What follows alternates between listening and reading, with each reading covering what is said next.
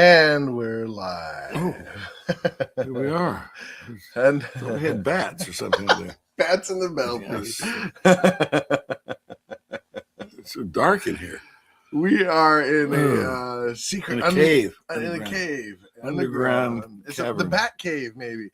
And we are doing I put a secret question and answer today. It is the day, Saturdays we like to get on when other people may not be working, may not have very much to do, and just riff a little like bit. Us. That's why we're here. I'm hoping everybody's doing okay with the storms out there. We're going to do well here. It's always wonderful here. Yeah. And until we have the hurricane. Yeah. And of course, you will hear about it because the radios just love catastrophic weather. They go crazy about it. And of course, the hurricane, you hear about it long before it gets here. And just like these blizzards, right? Yeah. Yeah. And I noticed that they're having them. I saw a picture of Little Rock. They're getting some snow. They're getting some snow, but I don't think I didn't see anybody out. That's where the Goffs used to live out there, right? In Arkansas. Bruce and Maria. Yeah. And the kids. Yeah. Estelle. And we already got Laura. people watching. We got Anna McNeil's watching. Hey, Anna. That's my daughter. And the first question, so we're waiting your guys. Oh, I got to put the banner on. But the first question I had for you, Dad, is, and I got this off the line, if the movie were to be made about you, who would you want to play why you? should this be about me? Who would we want? I'll answer I want to play I'll me? answer too. Yeah. Who would want to play me? Who would you I want to play me? Yeah. Well, you asked me this a while ago, and I said the first thought was I want you to think Charlton Heston, just because I used to like him. He was such a manly guy. But somebody had a little bit more, was a little bit more talkative and not so stolid. I mean, somebody more like me. I would think Russell Crowe, maybe. He's more active. Of course, most of you would think, well, Russell Crowe's not old and gray. Well, see, I would think, play me as I used to be. Actually, but right now, Russell Crowe is old and gray, and he's actually kind of chubby too, which I'm not anymore. Well, I used to be. I'm sorry. I saw Russell Crowe and I thought, what happened? Of course, every old person looks at himself in the mirror and thinks, oh, what happened? But Russell Crowe, bless his heart, I just worry about celebrities, especially those who make their money and their fame being handsome or attractive. Another word that I learned in the last decade, prepossessing. He's like attractive and really attractive in a general way, and I just visual, but prepossessing. Russell Crowe, he's just an attractive guy, Well, it looks and like now he's real quick there. Asher says, "Hi guys." Asher's tuning Asher. in. I think it's Asher. Yeah.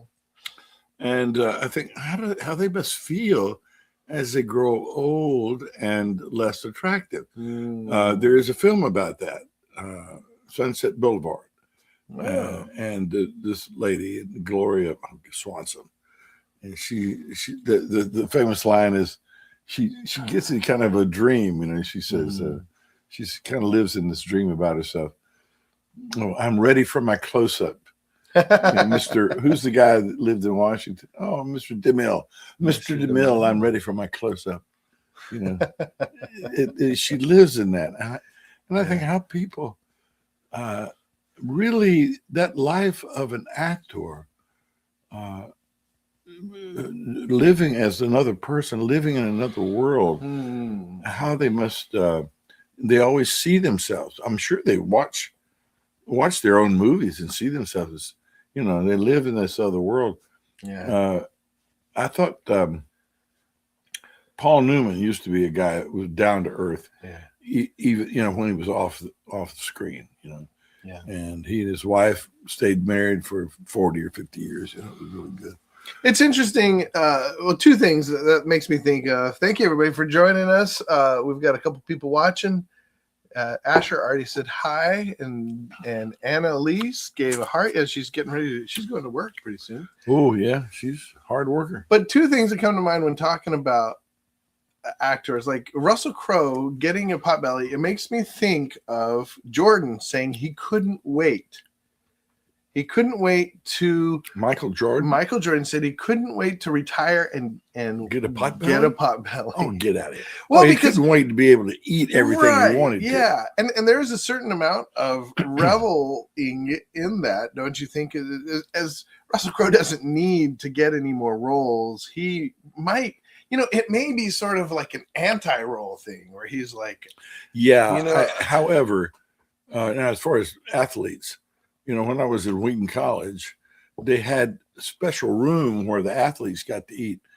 And my impression was they got to eat everything they wanted to. Mm-hmm. And it was a high protein diet. It wasn't like they were starved because they were athletes. Right. I think the reason why you get a potbelly, if you ever do, when you stop being a star, is you just stop working it off. Yeah. I'm sure Michael Jordan got to eat everything he wanted to when he was a star. And he didn't have to obsess about working out all the time, staying in peak physical condition. He's one of the only mega stars to have gone through most of his career with, I think he had one major injury throughout his whole career. True enough. And just staying in shape. Of course, constantly. he had that injury to his head, made him think he could be a star baseball player. Remember? And then he woke up after about 3 years of hitting his intelligence. Michael, if you're watching, he hit his IQ for about 3 years. No. And that was it. They had to go back to being the greatest basketball player the world has ever known. Yes, he really was. Do your calling. Follow your calling. Yeah. Yes. Oh, this is Jenna. Jenna says... This is Jenna. When did you guys start your podcast together? Oh, that's a good question. When did I think it was about 11:45 this morning. When did what? Well, you said we had how many? How many did we have in the can? About 100? About 120 at this point. Well, you do one a week. So essentially, say maybe about 3 years ago. About 3 years ago, we started. Yeah, I would say now.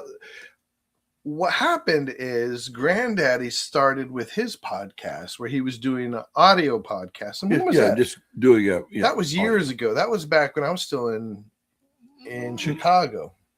Yeah, about somewhere around 10 years ago.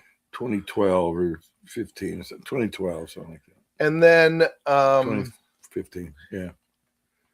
And then we thought of this. We called it Daddy-O Cast. I used to call Daddy-O. And I still do call him Daddy-O. And we thought, podcast, Daddy-O Cast. At first, you didn't like it, the name.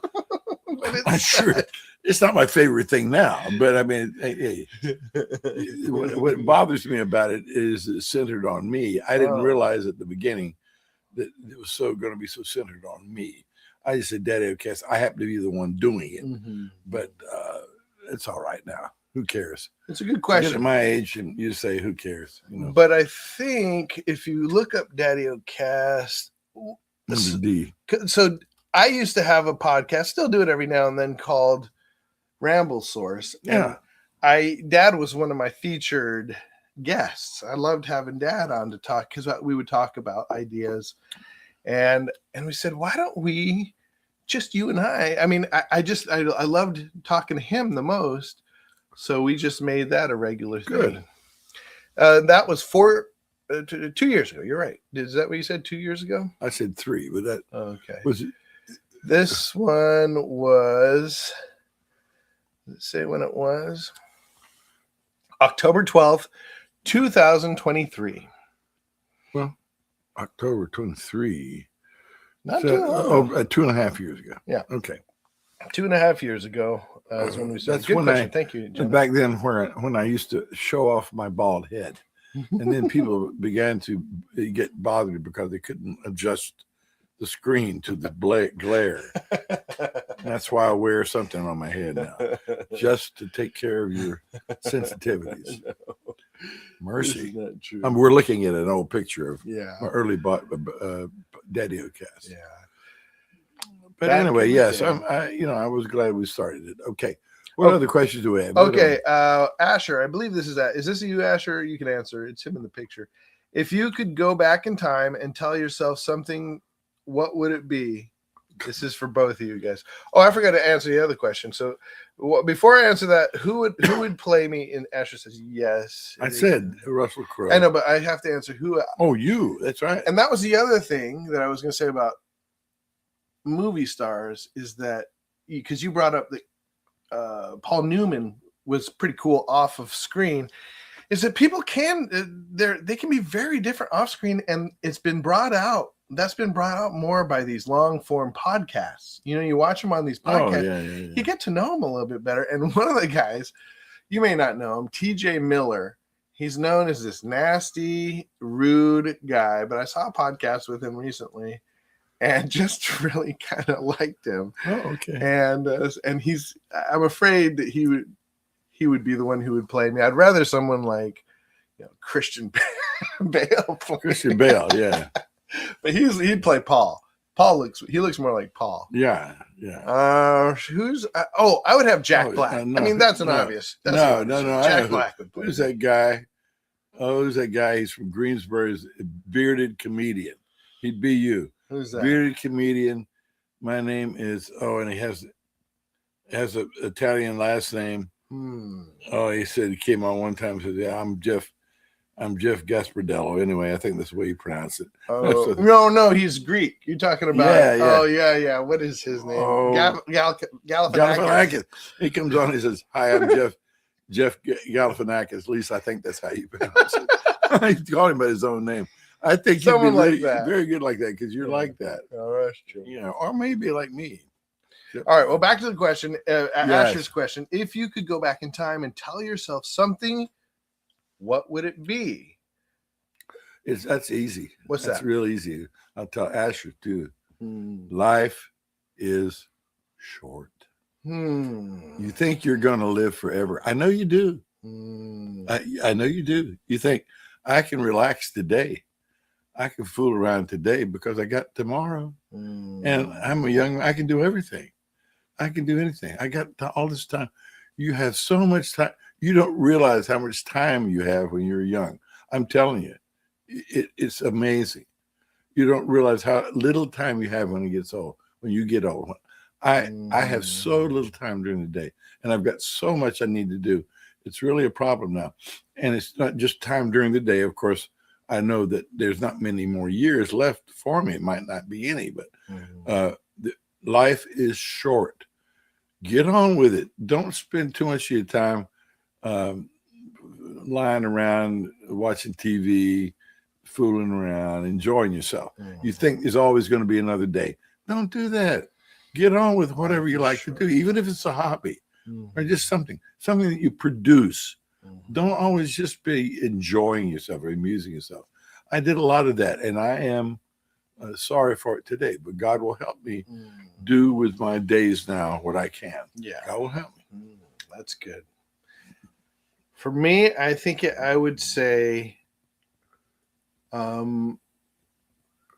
be easy on yourself about the past. Yeah. And be critical about yourself, about the future, especially when you open your mouth. Think critically, like meanly about everything you're about to say. Like as if what you could say, I would say this to myself. Think about what you're about to say, everything you're about to say, as if what you say is probably already not a good idea. That's good. Boy, if you could watch every word. That's actually advice for me today, too. That's good. I think it's amazing what we say. And it's amazing the dumb things we say that people remember. And I remember you said this. I remember you said blah, blah, blah. And you go, gee, I did say that. And you go, I didn't mean that. Or you have to be careful for what you say. Of course, I can't give that advice because even today, I run off at the mouth. But if you could be careful as to what you say. And now we're talking to Asher and Jenna and his kids. And Susanna. His kids are And Susanna, well, his kids are particularly careful about how much they talk. So they can start now, if they haven't started, to listen, to think, what am I going to say? Is it going to help somebody? Is it going to, is it going to be wise? Is it going to be something that I want to have remembered? You can't be crazy about it, but I think that's great advice. Yeah, it's hard too, because especially as a young person, and as you get older, until you're an old, until you're in your middle ages and higher, people expect you to have a quick answer. They think that, and especially leaders think that they need to give a quick answer. But it's amazing how no one will ever say, I really wish you had spoken up faster. Yeah. Now, they will say, I wish you had spoken up, but they'll never say, I wish you had spoken up faster. No. It's always, what does the Bible, and if you want to be, appear to be wise, what does the Bible say about appearing to be wise? The man that doesn't say much appears to be wise. People think that he's wise. I remember when we were up in Quebec, I could speak some French, but all my French is basically reading and writing.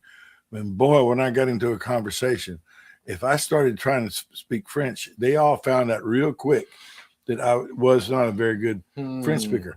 But if I was quiet, and when they were down and say, oui, c'est sûr, oui, they thought I knew what was going on. And I needed to hold on to that. Be quiet, and people will think you're wise. As soon as you start speaking, you better know what you're saying, because people hear whether you are wise or not. Very good. And so we got, the Rodriguezes are starting to pour in. Abigail says, hello, this is Susan. I'm sorry, this is on Abigail's account. She says, hello, this is Susanna. Susanna. And how did you, Granddaddy, get married with Grandmama? How did I get married? Yeah. Well, I met her at church. I don't know if you want, I'll give you the very short story. I guess you mean, how did I meet up with her? How I got married with her is I stood up in front of a preacher and said I do. But I met Grandmama at church.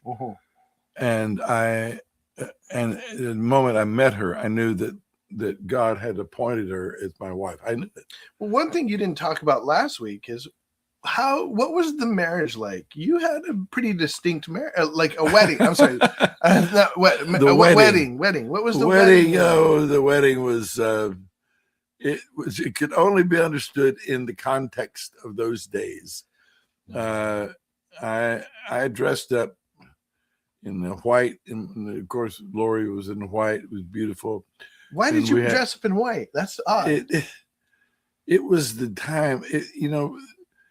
Men wore fancy clothes back then. You remember back in the 70s, it was big collars, those fancy colors and all that.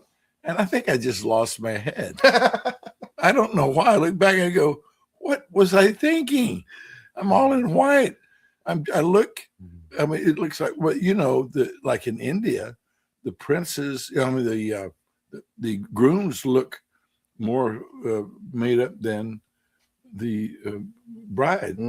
And also, remember that birds, the male birds are always more, but I wasn't more beautiful than Lori. Lori was beautiful when she was there, but I was not usually the groom dresses down in some kind of a serious what do you call it, tux or something like that. Right. Okay. So we had, I had two preachers preach for us. And I had, this was not necessarily the best thing, but I had my best man, Tim and I, speak to me if had any words of, in public. Yes. Encourage right up on the stage. And Lori's best, what do they call it? Bridesmaid. Maid of honor. Maid of honor. You know her name. No, I don't. Okay. I don't remember. I can't. Yeah. I'm sorry. Wait. She might be watching right now, and she's a good friend of mine. What's her first name? Help me. That's what I can't remember. Amy. Grant. Not Amy Grant. Amy Brothers now. But she gave good words, I remember, to Lori. And then we had vows, and Lori and I had vows, and they were traditional vows that we'd gone over and, rewritten them a little bit to make them ours. And all I remember was I promised your mother to take care of her and to stay with her only. And your mother promised to be my wife. And she didn't like it, but she said, and even to obey you. That's what she said. And after this she added the even in there. She put the even in there. And even to obey. She didn't go like this. And even to obey you. No, anyway, after that we said our vows and had their rings. The members of our church that wanted to at the time came up, and the two pastors, Fred and Pat, and the church came up, and they gathered around us, and we knelt down, and they gathered around us and laid on hands and prayed for us. Different people prayed over us. And I lost the pictures of that, but they just laid hands on us and prayed. That was special. That was good. Wow. And the rest of it was pretty much, I remember, and then walking out and seeing everybody. It was a good day. It was one of the few rainy days in Albuquerque. And when we went outside, everybody threw rice at us and everything. And then we went over to the University of New Mexico, which right up the road from where we got married, and took pictures. But it was a gray day. It was kind of rainy, but it held off rain. And then we went over. Poetic. It was 9 o'clock in the morning that we had the wedding. Whoa, that's early. Yeah. What was that about? There are many times in my life I have lost my head. Don't ask me.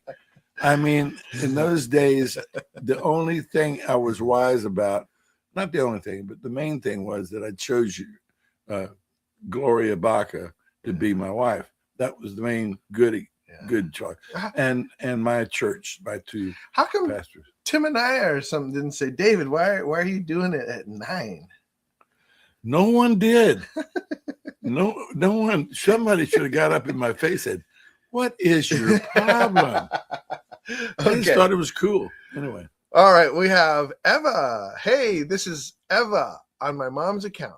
And I was wondering how to evangelize to my not Christian friend as a kid.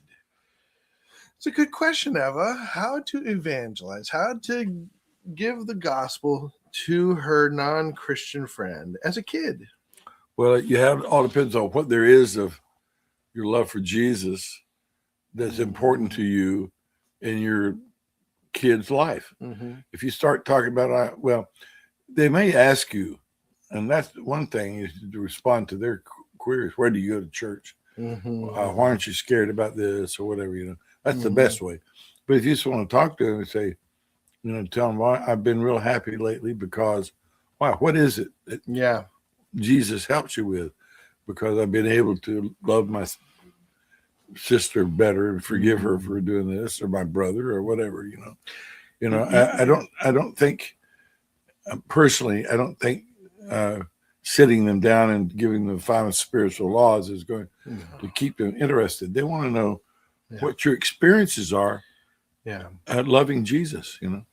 I would say live in a way. So when you guys are playing together, play in a way that it makes her curious why you play differently. So why you play more, I guess that would be the question. How would you play differently? Well, one of the things that I got, one of the best pieces of advice I got is show your disapproval. So you don't always have to judge people, but you can say, yeah, I don't really approve of that. I don't like that. And then if somebody says, why don't you, everybody else likes that, then you can tell them it's because I live a different kind of life. I believe in Jesus Christ and what he's done for me. And you can keep it simple, maybe practice something you say as a response. But you have to act in a way that people have questions, you know? Yeah, that's good. And I think also it is something good, especially for kids, to invite your friend to church or to some youth, some activity, you know, to invite them into your circle of believing friends, to get that sense of worship, or, you know, it says wherever 2 or 3 of you are gathered together, there I am. Jesus is in the midst. So if you get them in there to go to church or some kind of Christian club or activity or something, even to be with your family. Yeah, you at know, the table, you pray before get you a eat sense or of something. what you're like, you know, Mm-hmm. what the community of Christians is like. Right. And, you know, if your friend, he or she comes over and you are super sweet and gentle and kind to your siblings and respectful to your mom and dad, that might be something that she has questions That's about. right. Why are That's you right. like that? Okay, we have, Annalise, my daughter. This is a question for Granddaddy. What was something normal for you growing up that wouldn't have happened today? Wow. Something that doesn't happen anymore that would have been perfectly normal for you. Well, I'm just, you know, first thing that comes, I'm sure there's so much that you could, but one thing that comes up, it just comes to mind now. I'm just saying, when I was growing up, there was no association, very little association of white people with black people. So there were 2 societies in my hometown. There was the white society, there was the black society. White people went to school over here and black people went to school over here. That's the way it was. Nobody complained about it. Nobody said anything about it until somewhere there began the noise, you know, and the problems began, you know, and people began to speak up about it. I wish it had been the white people speaking up about it instead of the black people speaking up about it first. But whatever it was, the division, as we call it, segregation between of white and black, was obviously not a Christian thing, obviously not an American thing. And someone had to speak up about it. And it was hard because when we finally, I think we've got it right, or we're certainly working toward integration. I mean, I don't know now that, I mean, there's places where whites and blacks don't mix so well, but, and even here, people know where most of the black people go to church and where most of the white people go to church. But there are places where even in our own church, we have black people who go there, and we used to go to the black church down the road. So there's still integration, but there's not the segregation we used to have. And it was very, very standard and understood when I was a kid. Yeah, there's still separation now where people do their own thing, you know, people of like-minded, like cultures do their own thing. But the difference is it's not enforced, right? Like there's nobody at the door saying you cannot come in here. Yeah, and it really wasn't in those days until it began to be a problem during the civil rights days. You know, you had people, and it was hard. And it was hard on restaurant keepers, for example. They didn't want problems in their restaurant. Nobody wanted problems in their business. And they didn't want their business to be different from everybody else if everybody had started integrating at the same time. So it was hard on them. But nobody ever, I don't ever remember anybody saying, no. I remember when I was in Manassas, Virginia. I was 8 or 9. And I was going to the movies. And I watched the blacks go over here on this side. They went through the alley and paid over here and went upstairs in the balcony. And that's when I realized, oh, they're over here and we're over here. And it's not enforced. It's just the way it was. And this was a town where a huge battle was fought. 2 big battles were fought in Manassas, Virginia. Bull Run and Manassas, Second Manassas, over freeing the slaves and giving every black, white, brown, whatever person the same rights. But yet, less than 100 years afterwards, almost 100 years after, people were being treated differently, and everybody just accepted it. But they didn't. But that's a big, big change in my life, and I'm glad. I'm glad that we don't have that separation. Yeah. It's wonderful. Good question. Good answer. Let's see. Abigail says, what? Oh. Okay, then I think this is Eva, maybe. Says, well, so this is, Eva about her friend. She does go to the same church that we do. Her father is a deacon. She's heard the gospel, but she just doesn't want to place her faith in Jesus. Okay. Well, there may just be some time where you want to say, I don't know, Eva, you're pretty strong. So there may be some times you ask God, you ask the Lord, through the Lord Jesus, to give you a chance, an opportunity to pray with her and say, let's just pray about it, whatever her name is. And Yolanda, let's just pray, And do you mind if I just pray for you? Just pray for her. And say, Lord Jesus, just make yourself a friend of my friend. And let God work. Let Jesus work. You're not going to make anybody a believer. That's right. But you could. Your prayers mean a lot. And you and also you can be open if God will lead you to be open. Say, Yolanda, whatever her name is, saying, I just wish you loved Jesus like I did. It means so much to me, and I think he would help you too. But you got to just keep on going. You can't force people. It's the Holy Spirit comes in someone's heart, and that person has his own or her own meeting with Jesus in their heart. You just help when you can, with love, realizing, yes, it's love. Yeah, that's a good point. Love her and let her know you love her, and that that your love for her, why you love her, that your love for her comes from Jesus. Very good. We have a heart from Christian McNeil. The Christian McNeils are tuning in. Glad to have you. I bet they're cold. They're cold out there. It's coming this way, though. All right, keep that fire going. This is still Susanna. And when you were little, Granddaddy and Uncle Judah went to the church, did old women wear very elegant clothes? Well, when I was young, up until about 1964, all women wore hats of some sort. That's a pretty new thing since the time that the Beatles arrived. Not because they arrived, but if I remember, 1964, around in there, women started wearing pants and they started not wearing hats to church.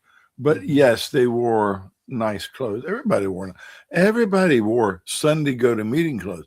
Now, that's an interesting question, because my son Paul has often raised the question, don't you kind of force people away from church if you sort of force them to dress up? You got to dress up and go to church, instead of just letting people come in dressed the way that they would normally dress, Yeah, now, it was a different time in which people dressed up for work, too. People don't dress up for work anymore.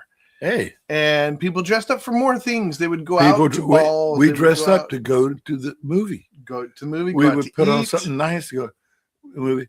And you see some old pictures of baseball games, professional baseball games. The men are long white shirt sleeves, ties. People dressed up to go to anything out. People dressed up, especially to go on jet airliners. When we went on, we flew, dress up. Yeah, I mean, it was just that kind of thing. But you go back and look at pictures of the Wright brothers. They dressed up to go to work in their workshop, building bicycle parts, building airplanes. And they had their vest on. They might take their tie off, but they were They were dressed up. And it wasn't. I think about this because there was a switch, a time which clothes became super cheap. I mean, like a T-shirt was super easy to make and easy to buy, true. and people wore that everywhere. Whereas back in the day, people wore collared shirts all the time, and so it wasn't expensive. It wasn't a hurdle to go to dress up to go to, even if you were poor, you had a shirt that you had at least to work or something, or there was mostly usually put on, if you went to church, you just put on something that was clean. Mm-hmm. And if you were a member of the church, you went to church often, you would put on a tie. I just stopped wearing a tie to church about 5 years ago. About 5 years ago. And even now, I'd like to wear a tie, but I would look so out of place. They'd think, who died? They'd think, I'm going to a funeral. Now, when I go to funerals, I wear a tie. Yeah. When I go to a wedding, I wear a tie. Mm-hmm. But just regular church. And of course, I live in Morehead City, North Carolina, which is a tourist town. People go there not to wear ties. Okay. So, I mean, people come to our church, in T-shirts and flip-flops. And I'm not going to say anything about it because they come to church. Hallelujah. Amen. Thank you, Jesus. Amen. They're there and they're happy and we all praise God together. And that's it. This is Morehead. That's what my mother used to say to me. I say, Mom, why have they got dressed like that? She said, this is Morehead, David. So it's different where we live now. Yeah. So. Do you think that the pendulum will swing back the other way? Do you think that eventually there will be a nostalgia, there will be a style that will come back where people will want to start dressing up again? Who knows? Could be. I've watched things change so often over. So I'm watching you because you're part of that. I am very tuned into the zeitgeist as far as I just don't see you coming back with a tie. Masses. Coming to Daddy who comes with a tie. If he comes with a tie, we'll know things are drifting another way. There's a sea change coming. I mean, I'm not proud of it, but it is. I am sort of pushed along by the modern day, whatever the sort of. When in Rome, do as the Romans do. Right? I guess, but I do want to be careful. And there is a part of me that misses occasions to dress up. I haven't worn a tie in years. I haven't had an occasion. And the sad thing is, I have, and he knows he can take advantage of it. I've got a collection of maybe 100 ties. Yeah. And they're all nice. I would love to wear them because they're really nice. Yeah. And I see people on TV and I go, gosh, that's the only tie they get to wear. I've got some nice ties. Yeah, my brother somehow my brother's ties, all his favorite ties, got swept up into my stuff. And he accused me of stealing them. I said, Paul, I haven't worn or had an occasion to wear a tie, nor have I ever thought, boy, I wish I had a lot of nice ties. By the way, I hate to be going on and on about it, but there is a famous family picture when Jude was about, I would say Jude was 9 and Paul was 7. And it's all the cousins are in there and everybody else, Heather and Jonathan and so on. Christian. And Christian was in there. And they were all dressed up, right? So we didn't know exactly what to do, so we put ties on them. Well, somehow we switched the tie. And Paul is wearing this beautiful big tie, and he looks great. And what is Jude wearing? Little old string tie. I was ahead of my time. They didn't know. It's just we just grabbed the wrong tie that he had. And she's wearing this little old tie like this. Poor old Paul. No, not poor Paul. He looks great. He's got his good big tie. But you want to be careful when you wear a tie. Look at it, see if it's working. Yeah. Okay, we did, and the women always dressed up. Now today, if you go to a black church that's predominantly black, they do really dress up. The women really dress up, and the men do too. I mean, they dress up nice, colorful. Very nice.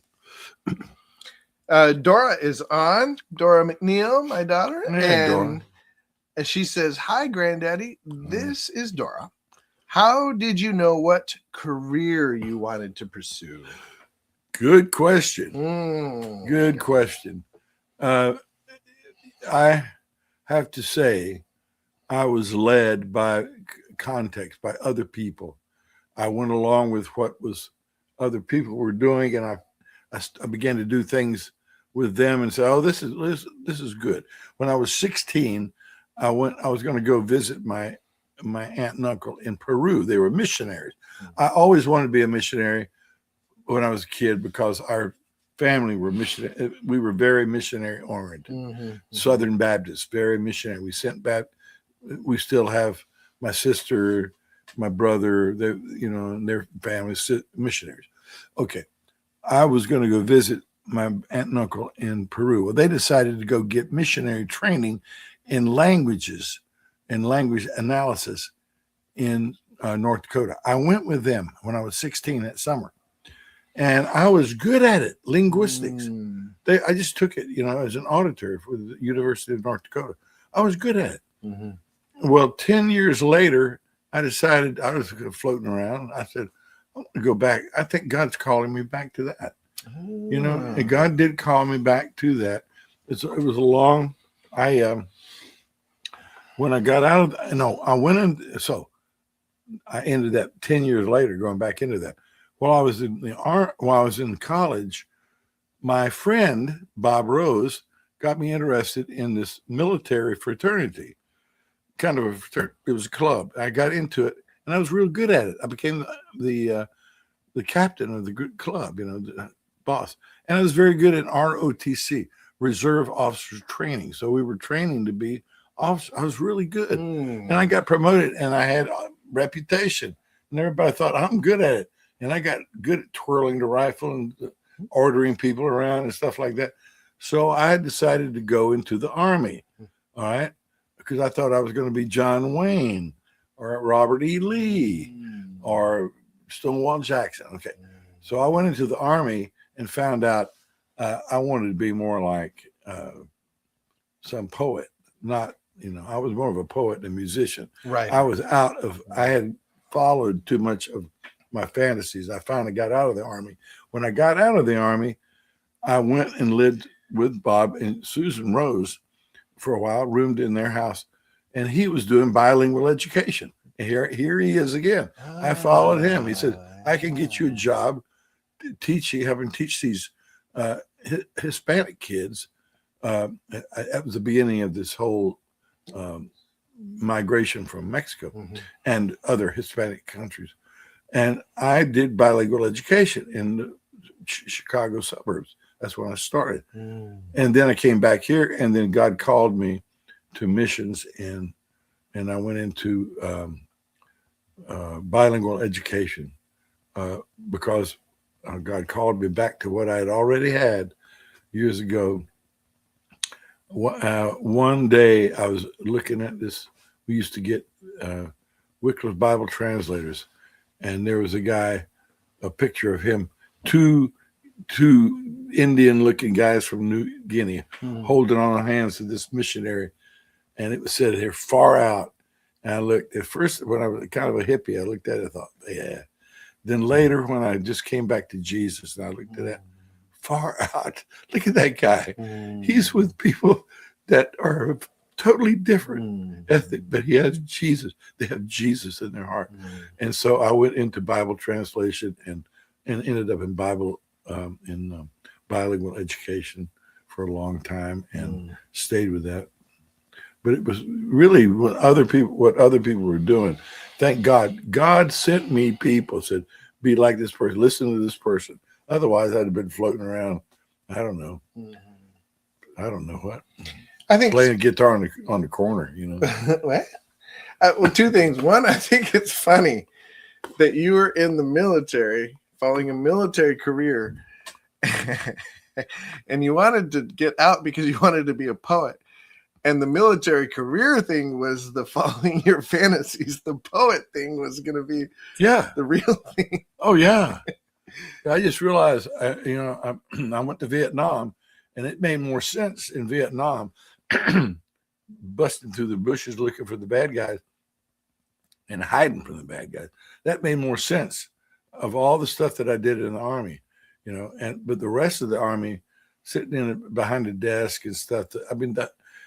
And I chose the infantry, that's pretty much for athletes, jocks. You know, I was a musician and a poet and deep down inside, preacher, deep down inside. And so God said, and he pulled me out of there, and I went on and finally found something else. Well, the other thing is, the best advice you ever gave me was not the best advice you ever gave me, but really good advice. When I went to college, you said, find the teachers you like and follow them to a degree. See, it's people that got me in. It's the people that I was with, boy. That my aunt and uncle, Bob Rose, other people that I was with led me.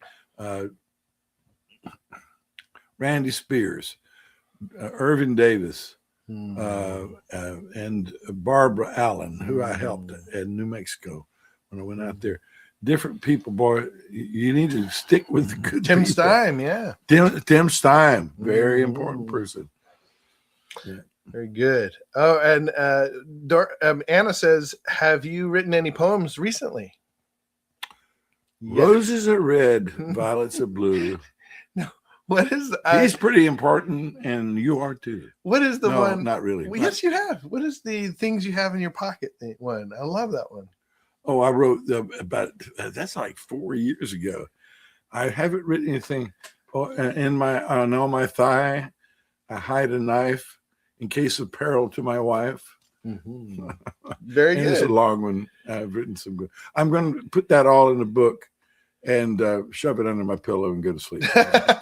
If you go to daddyocast.com and you go to podcasts, I believe you can find the Lament of the Spanish Grandee was the last. The Lament of the Spanish Grandee. You can find that. I sing it. It's a song, but it's a poem.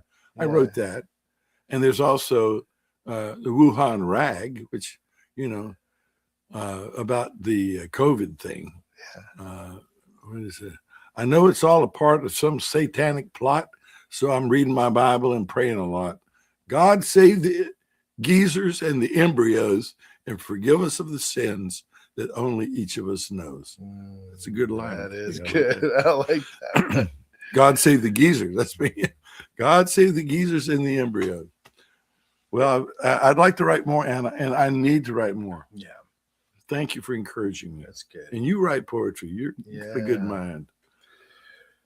Well, thank you, everybody, for joining us and for all the great questions. Yeah. Appreciate Christian. Thank you for caring. And to Susanna and Eva and who else? Asher and Jenna and Dora. And who else was on there? Scrolling through. Abigail. And I think was on there. Anyway, and Christian. And who else? We had a few people liking our thing. So thank you, everybody, for tuning in.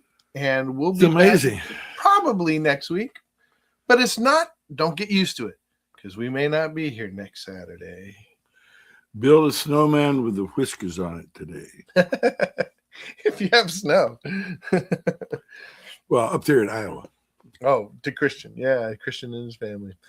And Susanna says, bye. We miss you so much. Miss all of you guys. Wish you so all good to talk to you over online here. Yeah. It's great.